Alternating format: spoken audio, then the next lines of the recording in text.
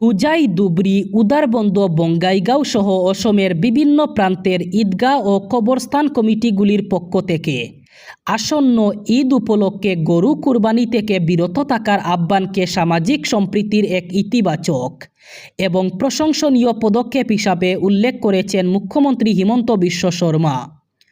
সমাজ মাধ্যমে দেওয়া এক বার্তায় মুখ্যমন্ত্রী বলেন, সংখ্যাগরিষ্ঠ সনাতনী সমাজের অনুভূতির প্রতি সম্মান জানিয়ে আইনসম্মত এবং দায়িত্বশীলভাবে নেওয়া এই স্বেচ্ছাসেবী সিদ্ধান্ত রাজ্যে শান্তি, পারস্পরিক বিশ্বাস এবং সাম্প্রদায়িক সৌহার্দ্যের পরিবেশকে আরও সুদৃঢ় করবে। আম আদমি পার্টিকে সরিয়ে মসনদ দখল করার পরই দিল্লিতে চিরুনি তল্লাশি শুরু করেছিল বিজেপি সরকার। রোহিঙ্গাদের খুঁজে এই তল্লাশি শুরু হয়েছিল। তারপর বেশ কিছু বসতি উচ্ছেদ, পুশব্যাকের মতো ঘটনাও ঘটেছে। এবার দেশের রাজধানী জুড়ে রেশন ব্যবস্থার শুদ্ধিকরণ শুরু করেছে রেখা গুপ্তার সরকার। আর সেই প্রক্রিয়ার শুরুতেই বাতিল হলো 7 লক্ষ রেশন কার্ড। আসলে দিল্লিতে 13 বছর ধরে নতুন করে রেশন কার্ড দেওয়া বন্ধ ছিল। সেই প্রক্রিয়া নতুন করে শুরু করছে বিজেপি সরকার। তবে নতুন করে রেশন কার্ড ইস্যু করার আগেই পুরনো কার্ডগুলির অডিট করানো হয়েছে। সেই অডিটেই বাতিল হয়েছে 7,72,000 অবৈধ রেশন কার্ড। মুখ্যমন্ত্রী রেখা গুপ্তা জানিয়েছেন, অডিট করার পর সরকার 6,46,123টি এমন নাম পেয়েছে যাদের আয় সরকার নির্ধারিত সীমার উপরে। গত কয়েকদিন বিরতির পর রাজ্যে আবারও তাণ্ডব শুরু করেছে ঝড় বৃষ্টি এবং বজ্রপাত। এবার বজ্রপাতে গোলাঘাটে মৃত্যু ঘটল এক শ্রমিকের। মর্মান্তিকভাবে মৃত্যু হয়েছে এক শ্রমিকের এবং গুরুতরভাবে আহত হয়েছেন 5 জন শ্রমিক। নিহত শ্রমিকের নাম বশিউল ইসলাম। তিনি মানকাছারের বাসিন্দা বলে জানা গেছে ঘটনাটি ঘটেছে গোলাঘাটের গোড়াবলা বিল এলাকায়। সেখানে কাজের সঙ্গে নিযুক্ত ছিলেন মোট 8 জন শ্রমিক। কাজ চলাকালীন হঠাৎ বজ্রপাত হলে ঘটনাস্থলেই বশিউল ইসলামের মৃত্যু ঘটে। আহত 5 জন শ্রমিককে উদ্ধার করে চিকিৎসার জন্য হাসপাতালে পাঠানো হয়। পশ্চিম বিলাসীপাড়ার 2 বারের প্রাক্তন বিধায়ক আলী আকবর মিয়াকে গ্রেফতার করেছে পুলিশ। ঈদের কুরবানি এবং মুখ্যমন্ত্রী ডক্টর হিমন্ত বিশ্ব শর্মাকে নিয়ে বিতর্কিত মন্তব্য করার অভিযোগে তাকে আটক করা হয়েছে।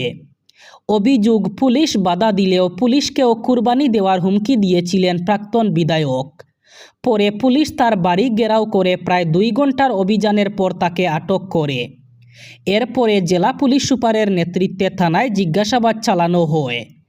এই ঘটনাকে কেন্দ্র করে শনিবার ধুবড়ী জেলার জ্যেষ্ঠ পুলিশ সুপার দেবাশিস বড়ুয়া এক সাংবাদিক সম্মেলনে জানান, আগামী ঈদুল আজহার কুরবানি এবং অসমের মুখ্যমন্ত্রী হিমন্ত বিশ্ব শর্মাকে নিয়ে অশালীন মন্তব্য করেছিলেন আলী আকবর মিয়া।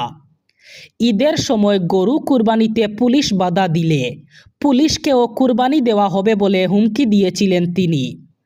এদিন সকালে তদন্ত এবং জিজ্ঞাসাবাদের জন্য ধুবড়ী সদর থানায় উপস্থিত হন এসএসপি দেবাশিস বড়ুয়া। তিনি জানান, আলী আকবর মিয়াকে আদালতে পেশ করা হবে। এছাড়াও ধুবড়ীর বিভিন্ন এলাকায় অভিযান চালিয়ে গোমাতা নিয়ে ফেসবুকে বিতর্কিত মন্তব্য করা 3 যুবককেও আটক করেছে পুলিশ।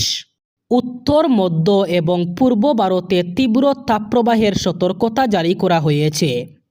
আগামী সপ্তাহে তাপমাত্রা আরও বাড়বে বলেও পূর্বাভাস দিয়েছে মৌসুম ভবন।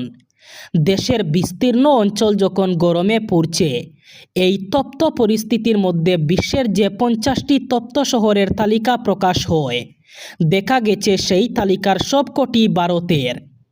তার মধ্যে আবার বেশিরভাগই উত্তরপ্রদেশে। তবে এই তালিকায় শীর্ষে রয়েছে ওড়িশার বলাঙ্গীর। ওই শহরের দিনের সর্বোচ্চ তাপমাত্রা ছিল 45 ডিগ্রি সেলসিয়াস। AQI.in-এর তাপমাত্রা র্যাঙ্কিং অনুযায়ী বিশ্বের 50টি তপ্ত শহরের যে তালিকা প্রকাশিত হয়েছে সেখানে সবকটি ভারতের। তালিকায় বেশিরভাগই উত্তরপ্রদেশের। বারাণসী, বান্দা, বরেলি এবং অযোধ্যার মতো জায়গায় এদিন দুপুরে তাপমাত্রা ছিল 42 থেকে 43 ডিগ্রির মধ্যে। 50টি তপ্ত শহরের মধ্যে তালিকায় রয়েছে উত্তরপ্রদেশের 26টি। তার মধ্যে প্রয়াগরাজের তাপমাত্রা সবচেয়ে বেশি। অসমে সাইবার অপরাধের ঘটনায় উল্লেখযোগ্য হ্রাস ঘটেছে। কেন্দ্রীয় স্বরাষ্ট্র মন্ত্রকের সর্বশেষ তথ্য অনুযায়ী 2024 সালে রাজ্যে মোট 408টি সাইবার অপরাধের মামলা নথিভুক্ত হয়, যেখানে 2023 সালে সংখ্যা ছিল 909। অর্থাৎ এক বছরের ব্যবধানে সাইবার অপরাধের ঘটনা 55%-এরও বেশি কমেছে। জাতীয় স্তরে যেখানে সাইবার অপরাধের ঘটনা বেড়েছে, সেখানে অসমের এই সাফল্য বিশেষ তাৎপর্যপূর্ণ বলে মনে করা হচ্ছে। সারা দেশে 2024 সালে মোট 1,01,928টি সাইবার অপরাধের ঘটনা নথিভুক্ত হয়েছে, যা আগের বছরের তুলনায় প্রায় 18% বেশি।